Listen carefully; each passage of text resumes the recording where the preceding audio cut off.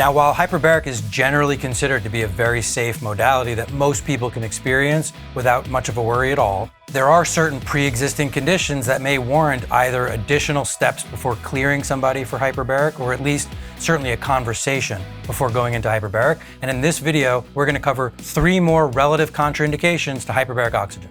So as I said earlier, hyperbaric is considered to be generally safe, and most people can go inside of a hyperbaric chamber without much of a concern at all. That being said, there are contraindications to hyperbaric oxygen, of course, as there are to any other therapy. There are 2 absolute contraindications, which are pneumothorax and inability to equalize your ears, or non-compliant tympanic membrane. And we've covered this in other videos on hyperbaric contraindications. Outside of the 2 absolute contraindications, there are a little over a dozen relative contraindications. What does that mean?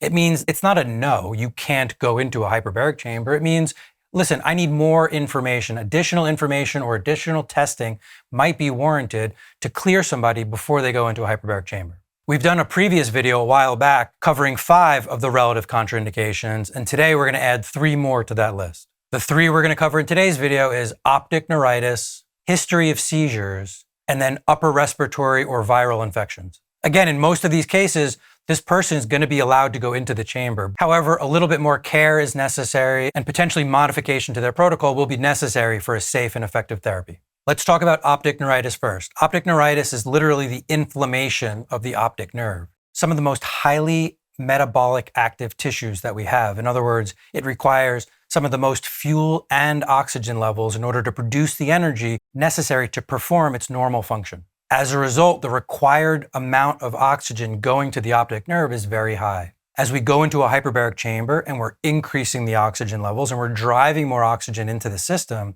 the optic nerve would utilize a lot of this oxygen.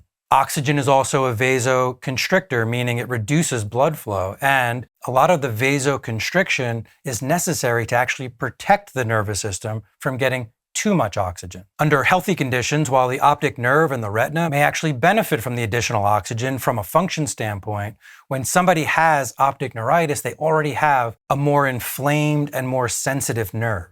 Does that mean hyperbaric is bad for them? No, because we know that hyperbaric actually reduces inflammation. Long-term use of hyperbaric will also reduce the oxidative stress to the nervous system. However, if we went too hard and too fast in these cases, we could over-oxidize them and drive too much oxygen, making something like optic neuritis even worse. So as I said in the beginning of the video, that does not mean this person cannot use hyperbaric oxygen. In fact, I would likely want to use hyperbaric oxygen in this case. However, we would not go to 2 or 2.5 atmospheres on 100% oxygen on their first visit, because that level of oxygen could be too much for that patient to tolerate. So in these cases, we would start very gentle. We would start with 1.3 atmospheres, maybe even 1.3 atmospheres on air. This is still going to drive a considerable amount of oxygen into the system. 1.3 atmospheres on air is going to drive almost 30% increase in oxygen absorption systemically. If they do well with that, maybe we go to 1.5 and we do a few sessions at 1.5. If that's going well, we could start adding additional oxygen. And like many of the protocols that I talk about on this channel, we start low and we build up as a patient becomes more and more tolerant. Also, like most protocols that I discuss on this channel, it's going to be case by case. Each patient is going to tolerate different amounts and a different speed of adaptation to this hyperbaric environment. Our experience with optic neuritis would say that a patient who has optic neuritis, who is exposed to hyperbaric over a series of treatments, building pressure and building percentages of oxygen over time, have very favorable effects. It does seem to reduce the inflammation. It does seem to reduce the oxidative stress. It does seem to restore normal function to their vision and reduce the stress on the optic nerve itself. But in this particular case, the biggest issue or the biggest concern is not going too hard, too high of pressure, too high of a concentration of oxygen too quickly, because in those cases, it could aggravate their condition. Next, let's talk about having a history of seizure activity. One of the biggest concerns people have, especially if you do enough digging about hyperbaric oxygen and some of the risks associated with hyperbaric oxygen, you could see that hyperbaric oxygen actually causes seizures in certain cases. Now, just to be very specific about that, if the hyperbaric environment triggers a seizure, it's typically a central nervous system oxygen toxicity seizure, which is very different from an epileptic seizure. In fact, if somebody has a central nervous system oxygen toxicity seizure, that does not make them an epileptic, that does not require them to see a neurologist, that is not going to require anti-seizure medication in their future. It's specifically a moment in time from an overexposure of oxygen, but there's no actual damage to the brain or the neurons associated with that seizure. However, anybody with epilepsy or history of seizures is concerned, I saw that hyperbaric triggers seizures, I have epilepsy, is hyperbaric going to cause a seizure?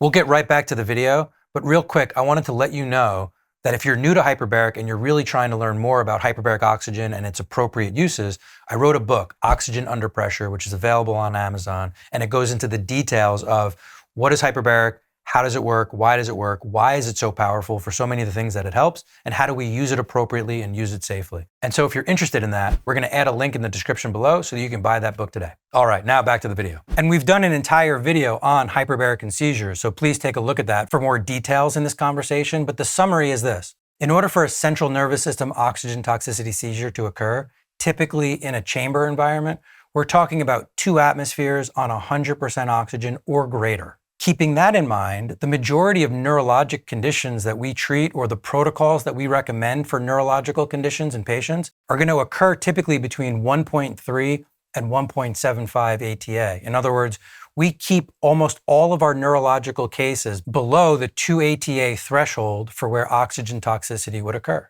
In doing so, we can deliver a very high level of oxygen relative to what that patient is getting breathing air at sea level, but still keep it well below the risk of triggering any seizure activity. Our experience shows that if we keep these patients at 1.3 for a series of sessions, build up to 1.5 for a series of sessions, and then either stay there, or in some cases maybe go a little bit deeper, not only do we not trigger seizure activity, we see a decrease in the intensity and a decrease in the frequency of seizure activity over time. We know that hyperbaric helps to trigger neuroplasticity. It literally brings in growth factors and central nervous system stem cells in order to help heal the tissue. It improves neuron health, it improves synapse connections, and it helps to balance neurotransmitters. So overall, hyperbaric is a great treatment for many brain injuries and brain disorders. It's just that special consideration needs to be taken as far as what those protocols ought to look like and how quickly or how slowly we build the pressure and the percentage of oxygen to keep it effective and to keep them safe. Now, as I'm saying, we do keep patients with a history of seizures below that 2.0 threshold. Could a patient who has epilepsy have a seizure in the chamber just as they could have a seizure anywhere? Of course, the answer is yes. Now, luckily, in the chamber environment, for the most part, it's a relatively safe place. In other words, this patient is already lying down. They're on a soft mattress. They're surrounded by soft pillows. Their head is on a pillow. And so as far as locations to have a seizure, the hyperbaric chamber is a relatively safe place. Now, if you're running chambers and there's a patient who has a seizure in the chamber, it's critical that you do not panic and do not depressurize the chamber during a seizure. We go over this in great detail in our courses, but during the tonic phase of a seizure, that patient might be holding their breath.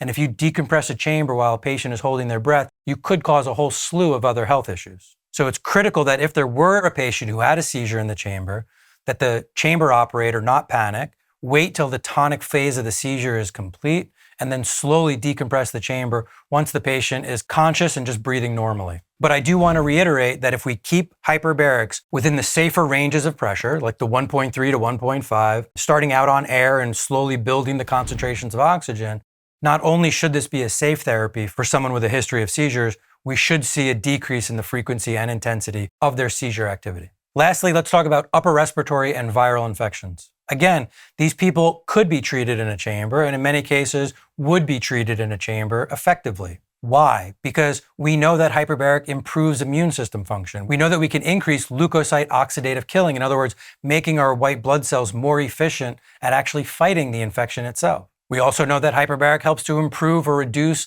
the amount of inflammation inside the person's body. So it could be very beneficial to have a patient with this infection inside the chamber. But why is it a relative contraindication?